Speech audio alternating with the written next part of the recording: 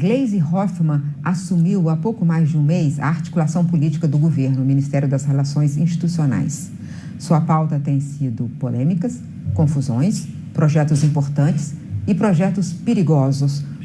A minha convidada de hoje é a ministra Gleisi Hoffmann.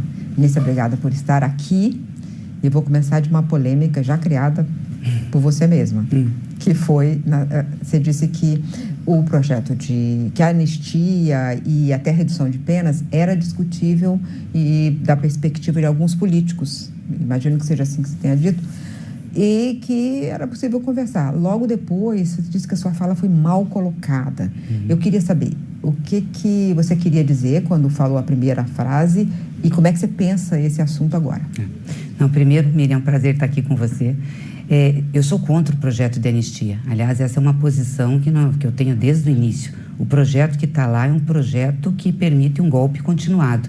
Aliás, você fez um artigo muito bom, didático, inclusive. Utilizei seu artigo para mandar para vários líderes e vários deputados, porque exerci com eles o benefício da dúvida, que eles não conheceriam exatamente o que estava sendo colocado em pauta para se pedir a urgência. Então, sou contra, não cabe anistia. O texto do projeto lido é assustador. É assustador o texto do projeto. E muitos deputados me disseram que não conheciam e que acharam que o que tinha lá era um texto de redução de penas que ia atingir pessoas do 8 de janeiro, como o pipoqueiro, a mulher do batom, enfim.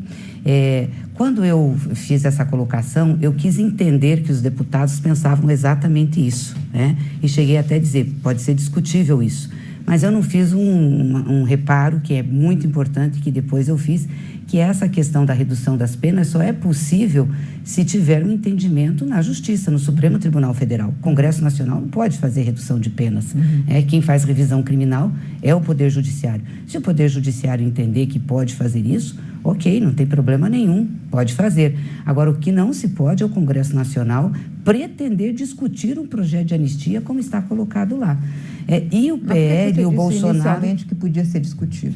Não, é porque eu estava falando exatamente da perspectiva dos deputados, que muitos deputados, quando falavam para a gente, diziam assim, não, mas nós somos contra a anistia, nós achamos que tem que salvar o Bolsonaro, anistiar o Bolsonaro, os comandantes do golpe, mas as penas que o Supremo impôs a alguns casos do 8 de janeiro são muito altas. E usavam o caso da moça do batom, que até depois o ministro Alexandre colocou para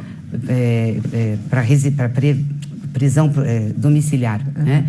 Então, eles estavam pensando isso, até nessa ótica se pode discutir, mas isso não cabe ao Congresso Nacional, cabe ao Poder Judiciário. O que não pode o Congresso Nacional é querer discutir o projeto de anistia que está lá, porque é uma verdadeira barbaridade. Na realidade, ele faz uma anistia desde o passado. Nós vamos pegar lá desde a época que Bolsonaro começou a atentar contra as urnas eletrônicas, que coincide exatamente quando o Lula tem os seus direitos políticos restabelecido e se torna elegível. Aí tem a reunião com os embaixadores, que Bolsonaro faz a apresentação dele sobre urnas eletrônicas com ataques, e de lá para cá tudo que nós acompanhamos, né? Inclusive logo depois das eleições, os atentados e toda a operação que ele estava montando. Pois é, eu queria que você falasse mais do projeto, quer dizer, o que você acha mais preocupante, além desse ponto que ele, na verdade, ao contrário do que eles estão dizendo, ele foi formatado para pegar também Bolsonaro e todos os outros líderes, né? Diz claramente que a autoria intelectual, ou o financiamento, ou a logística, eles tratam como se fosse uma coisa menor e, portanto, também anistiável. Mas você acha mais preocupante nesse projeto, da maneira como ele está escrito nesse momento?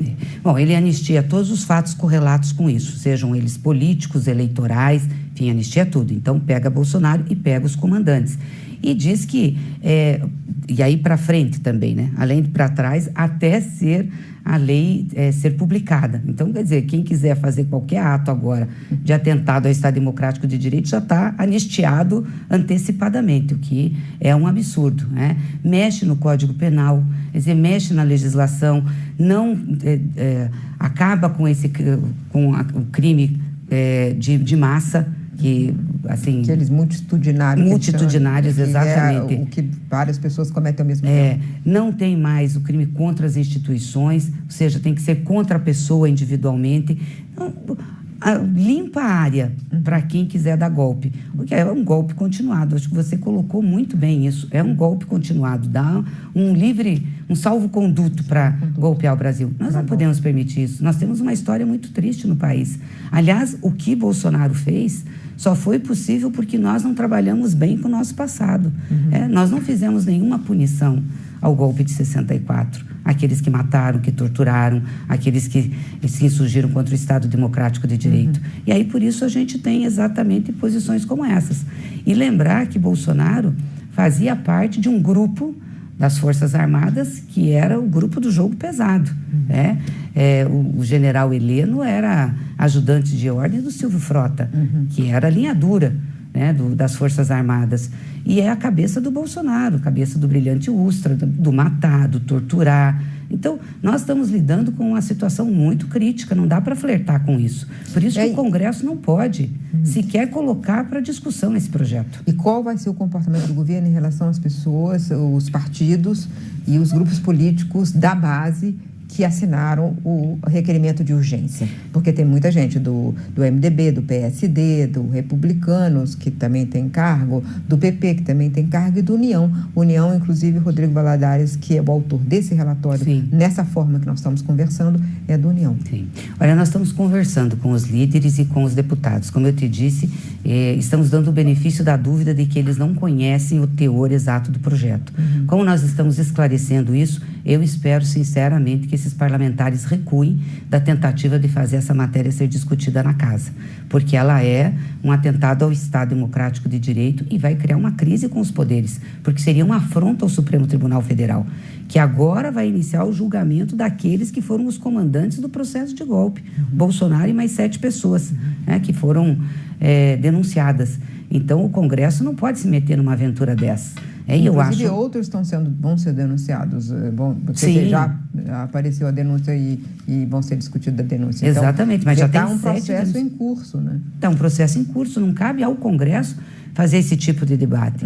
E é um absurdo, que deputados da base que integram o governo queiram fazer essa discussão, porque o projeto que está lá é para livrar Bolsonaro e os comandantes do golpe. Bolsonaro e os comandantes do golpe não queriam que Lula assumisse. E mais do que isso, tinha uma operação chamada Punhal Verde e Amarelo que era para matar o Lula, para matar o Geraldo Alckmin, para matar o Alexandre de Moraes. Então, há uma contradição muito grande desses parlamentares com essa matéria e com o fato de estarem no governo. Então, eu espero que realmente que reflitam, coloquem a mão na consciência, tenham essa responsabilidade para que essa matéria não avance. A reação pode ser tirar os cargos que foram indicados? Não estamos discutindo retaliações. Eu espero que tenha um convencimento político, porque nós temos responsabilidade enquanto parlamentares. Até me coloco enquanto parlamentar nisso. O Congresso Nacional tem responsabilidade. Vai ser muito ruim para o Congresso, feio para o Congresso Nacional, fazer esse tipo de debate numa afronta ao Supremo e numa afronta à democracia brasileira e ao governo do presidente Lula. E um outro projeto mais suave, que foque em manifestações mais leves, sem envolvimento mais violento do 8 de janeiro. É possível discutir? Eu não sei se isso é possível o Congresso fazer, focando nisso. Que eu saiba, quem pode revisar apenas é o Supremo Tribunal Federal. Se o Supremo Tribunal Federal entender que pode revisar a pena, não temos nada contra. E se o Supremo também entender, num acordo com o Congresso, de fazer uma mediação, também não temos nada contra. O que não pode é prosperar esse projeto que está lá. Ministra, o presidente Lula tem feito sempre declarações muito ruins sobre mulher, Inclusive, você foi alvo e isso acabou permitindo, abrindo um espaço para agressões misóginas. Mas além da fala que você é bonita e por isso foi indicada, e não pelas suas conhecidas qualidades políticas. Mas, além disso, ele chamou de mulherzinha a diretora-gerente do FMI. Como evitar que o presidente Lula continue falando coisas assim? Olha, Miriam, para mim vale mais as posturas, os gestos e as ações do que as palavras. Que às vezes as pessoas trazem até mas pelo como seu mulher, histórico. Você sabe que as palavras ferem. Eu sei. Mas olha, o presidente Lula tem um histórico de posições práticas de ajuda e de emancipação para as mulheres, que é muito importante. Foram nos governos dele que mais tivemos ministras, desde o primeiro até agora. Foi o presidente Lula que mais nomeou ministras em tribunais, né? Agora, por último, inclusive no Superior Tribunal Militar, as 2 mulheres que estão lá foram nomeadas pelo presidente Lula. Hoje nós temos a presidenta do Banco do Brasil, a presidenta da Petrobras. Ou seja, nós temos ações do presidente Lula de empoderamento de mulheres e de estímulo às mulheres, né? Quando ele falou sobre a questão de bonita, eu estava do meu lado e eu senti que o que ele queria falar não era exatamente um elogio à beleza, era reforçar isso. Mas estava na cabeça dele uma fala do Jair Bolsonaro, que eu acho que você deve se lembrar, que ele falou que as mulheres do PT eram feias. Falou até uma palavra muito chula, incomíveis. Então, eu acho que isso ficou na cabeça do presidente e ele quis fazer um contraponto. Então, eu entendi naquele momento o que era. Agora, é óbvio, né? Nós temos a nossa história, somos envolvidos pela nossa história. A gente tem que entender também um pouco a formação do presidente, a forma como ele foi criado, as coisas por qual ele passou e os avanços que ele teve nesse processo de reconhecimento do papel das mulheres. Eu, por exemplo, fui presidenta do PT, partido que ele fundou, e fui presidenta porque tive muito incentivo e o apoio dele. Ele foi presidente responsável por fazer a primeira mulher presidenta da República, sua sucessora. Então, isso não é pouca coisa na luta que a gente trava para ter posição dentro da política e também na sociedade. Mas está na hora dele parar de falar essas coisas. Eu vou fazer um intervalo aqui, volto daqui a pouco, conversando com a ministra Gleisi Hoffmann. Não fique aí, porque a gente vai conversar mais coisas importantes.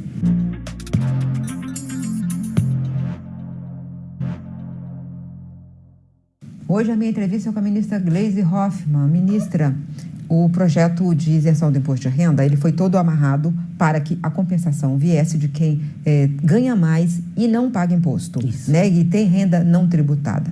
Então, o problema é que já ameaçam fazer mudanças que produziriam desequilíbrio. Como garantir a integridade do projeto do ministro Fernando Haddad? Veja, é difícil um projeto ir para o Congresso e ele não receber mudanças, então com isso a gente já conta. O que a gente precisa é minorar o impacto dessas mudanças. E aí só tem um jeito, é fazer uma grande discussão na sociedade sobre o projeto.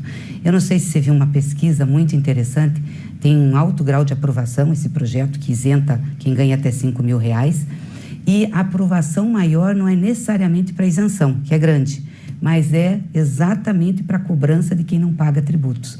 Ou seja, as pessoas, a população, tem um senso de que tem que ter justiça tributária. Não é possível, num país com tanta desigualdade, quem tem dinheiro não pagar tributo.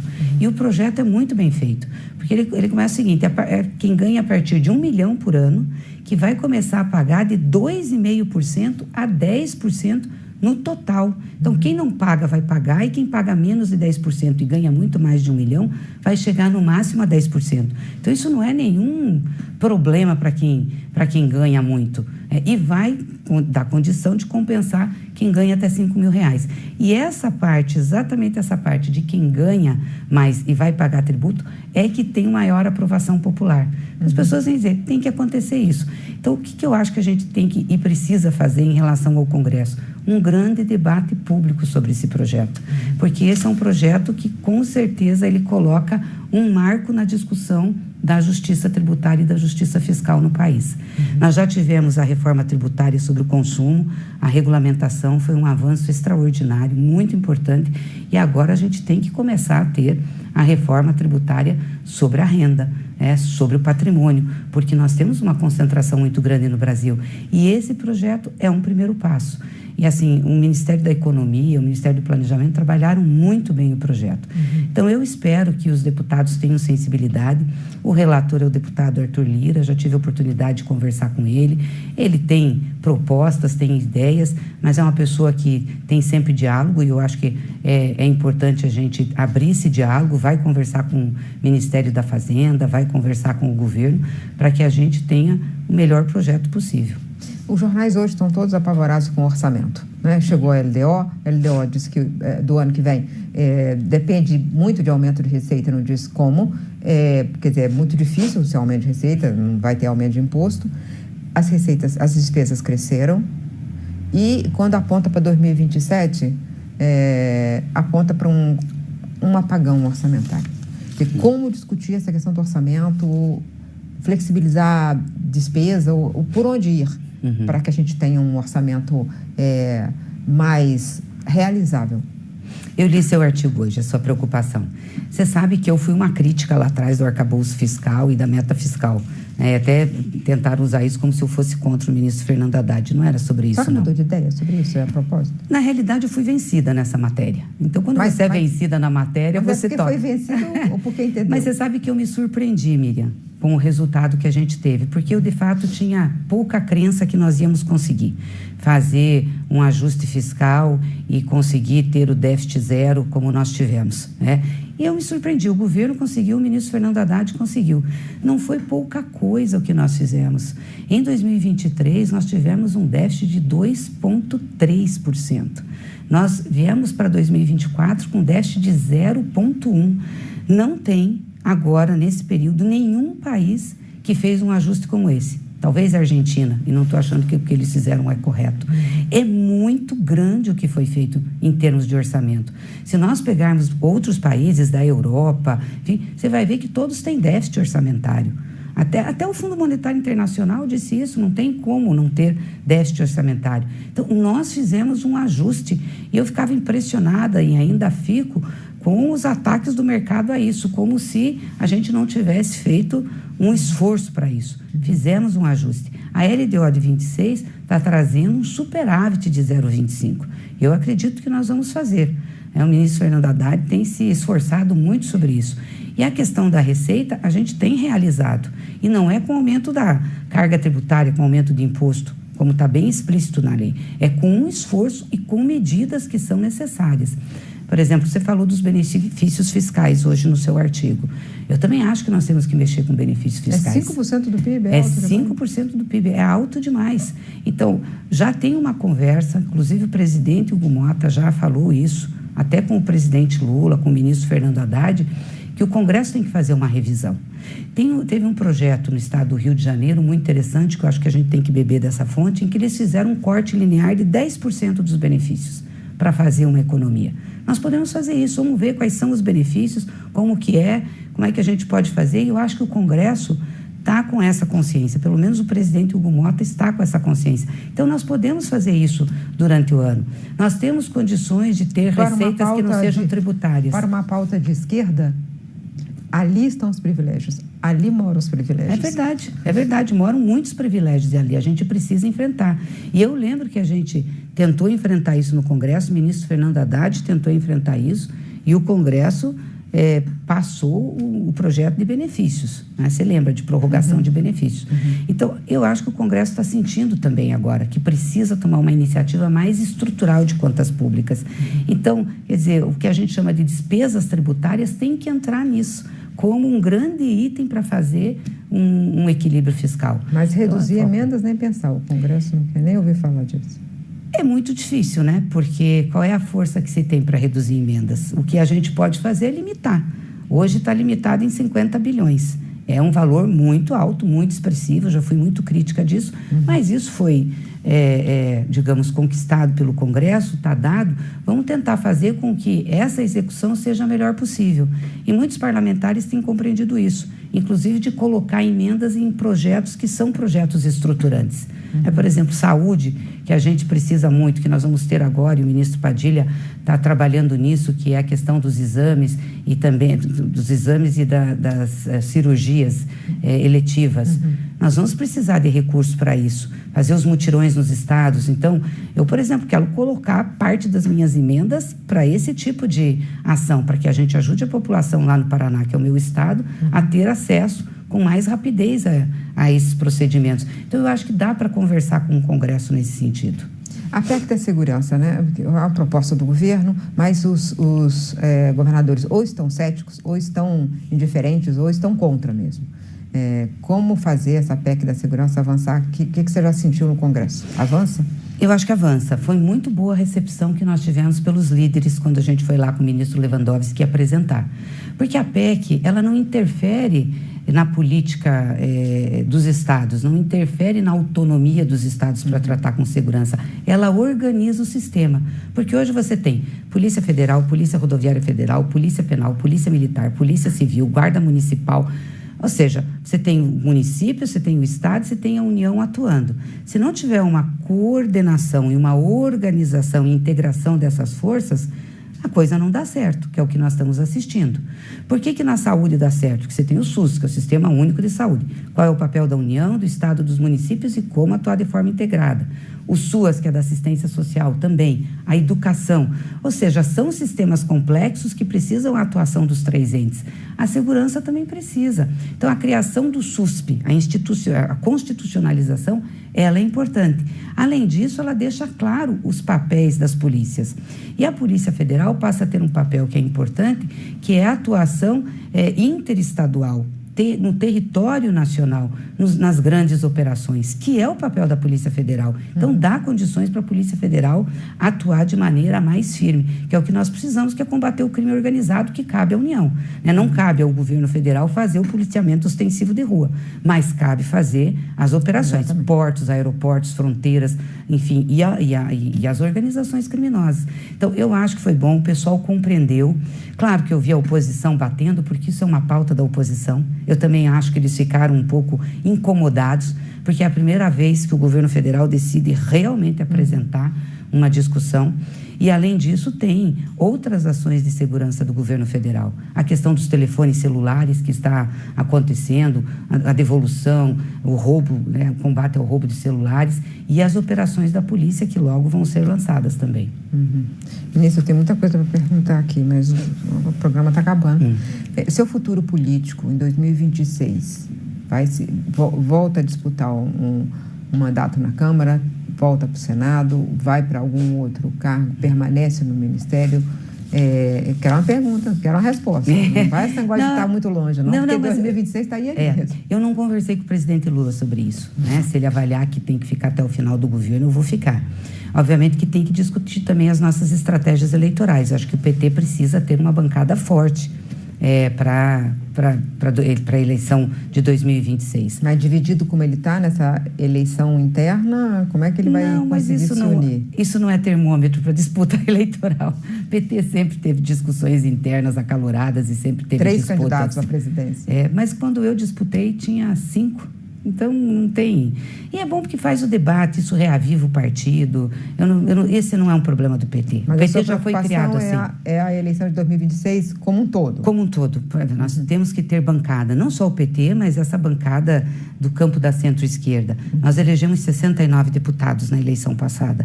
Eu espero que a gente cresça esse número. Aí pode ser importante que eu seja candidata, porque eu tenho uma votação no Paraná que ajuda a chapa, ajuda a puxar também os votos. Então, nós temos que fazer essa leitura, não só do Paraná, que é o meu estado, onde eu disputo, mas de todos os estados. Assim também como as candidaturas a Senado, que nós precisamos organizar com o nosso campo político e com o campo democrático. É um desafio. Tá certo. Ministra, muito obrigada por ter estado aqui, explicado tudo isso. E até o nosso próximo encontro e até a próxima semana. Obrigada.